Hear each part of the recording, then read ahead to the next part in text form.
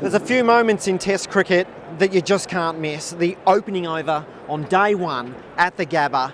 It is the most important part of the cricket summer. Allan Border, one of the biggest names here at the Gabba, to ever walk on the Gabba turf, joining us to talk us through this first over. Yeah, look, I've got butterflies and I'm not even playing, so you're right. There's something special about the first day, the first morning of the first Test match of the summer. It hasn't changed, over the years. It's always a special moment. We've got a good crowd in. So, it's just, it heightens the senses, doesn't it? It does indeed. Ben Hilfenhaus has been handed the ball. Any surprises in that for you? No, I think the Australian side is pretty much as I expected. Probably a couple of days ago they were thinking about maybe playing 4 fast bowlers, just the way the overhead conditions were and the way the pitch surface appeared. But I think it's the right balance, to have your 3 quickies and the spinner in the side. And look, they're pumped. I've been with the boys over the last couple of days at training and those sort of things, and they're ready for action. Ben Hilfenhaus coming in now. What's going through his mind? Well, he'll be nervous, but they will have talked about the lines they want to bowl to, particularly Graham Smith. He is a little bit vulnerable, particularly the ball coming back into his pads for an LBW shout. So I'd say that's what he'll be looking to do. Get the ball nice and full. It's a brand new ball. It's a nice green wicket. Get the ball up to the bat.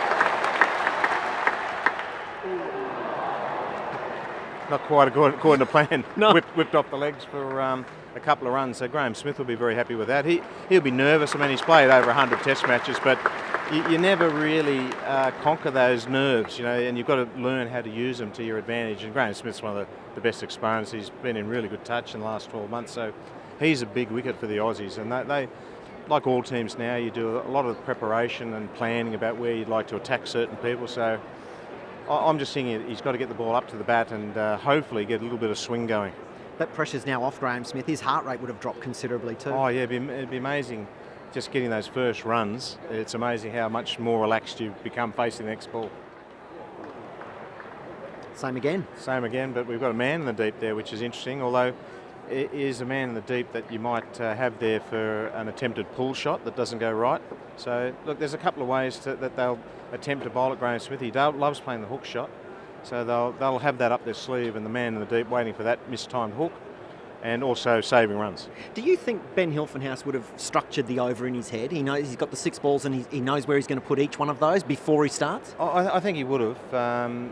You do that, like pre-shot routine they talk about in golf. I think bowlers are much the same. Batsmen go through certain routines that they do, marking the crease and hitching their pads and fiddling with their thigh pad and all that. You become it's a routine you go through, and I assume bowlers are very similar way they do things.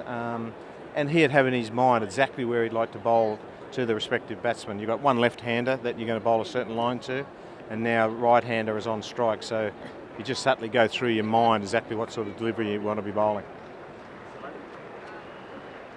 And that's a beauty. No edge, but a lot of carry, a lot of bounce. So the surface will be good here at the Gabba. I mean, there's a lot been talked about it. It's fairly green, but it's nice and firm. I think the ball will do a little bit, particularly the new ball, and that's the time to strike. The crowd's reaction to that ball then, I mean, a nice bit of sound out of the crowd. Do you hear that out in the middle? Yes, definitely. I mean, there's certain things that you can block out, particularly if you're batting and you're concentrating on the bowler, you don't tend to hear things.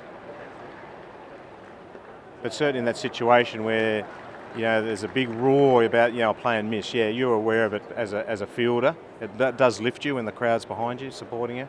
But as a batsman, you're trying to block it all out.